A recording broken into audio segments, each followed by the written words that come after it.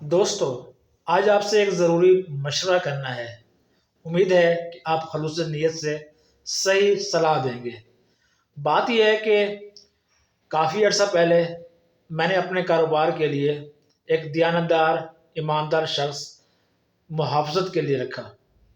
وقت گزرتا گیا، میرا کاروبار بد سے بدتر ہوتا گیا۔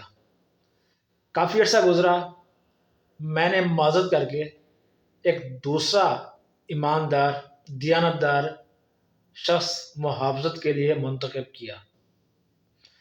وقت کے ساتھ ساتھ کاروبار تو دیوالیہ ہوتا ہی چلا گیا اور قرضے بڑھتے چلے گئے۔ میں نے ان سے معذرت کی، ان سے پوچھا، لیکن انہوں نے یہی جواب دیا کہ ہم ایماندار اور دیانتدار ہیں، لہٰذا ہمیں ایک موقع اور دیں۔ پھر وہ دونوں شخص مل کر ایک مولانا صاحب کو میرے سامنے لے آئے اور مولانا صاحب نے یقین دہانی کرائی کہ میرے اوپر بھروسہ رکھیں، میں ان کے ساتھ ہوں، لہٰذا ہم تینوں مل کر آپ کے کاروبار کی صحیح محافظت کریں گے۔ وقت گزرتا گیا اور حالات یہاں تک پہنچ گئے کہ کاروبار تو دیوالیہ ہونا ہی تھا۔ قرضے اتنے بڑھ گئے کہ قرضے تو کیا، اب اس کا سود ادا کرنے کی بھی فرصت نہیں رہی۔ اہل خانہ کے افراد بھوک اور پیاس کی زندگی گزارنے لگے ہیں،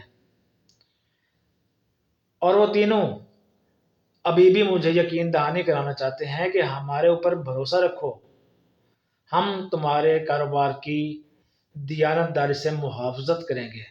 مجھے بتایا گیا کہ وہ تینوں مولانا سمیت سب امیر سے امیر تر ہوتے چلے گئے ہیں۔ وہ تو کیا، ان کی اولادیں، ان کے نوکر، ان کے ملازم، ان کے چپڑاسی تک امیر ترین ہو چکے ہیں، لیکن میرا کاروبار دیوالیہ ہو چکا ہے۔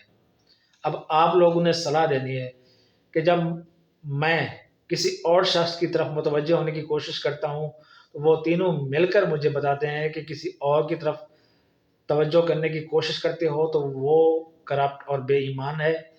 ہمارے اوپر بھروسہ رکھو، ہم دیانتدار ہیں۔ آپ بتائیے کہ اب میں اپنے آنے والی نسلوں کے لیے کیا فیصلہ کروں؟ آیا ان تینوں پر بھروسہ کروں یا کوئی اور فیصلہ کروں؟ آپ نے کمنٹ میں اپنی رائے ضرور دینی ہے، اور ہاں، یاد رکھیے گا وقت میرے پاس بہت کم ہے۔ جلدی سے جلدی آپ نے خلوص نیت اور دیانتداری سے صلاح دینی ہے۔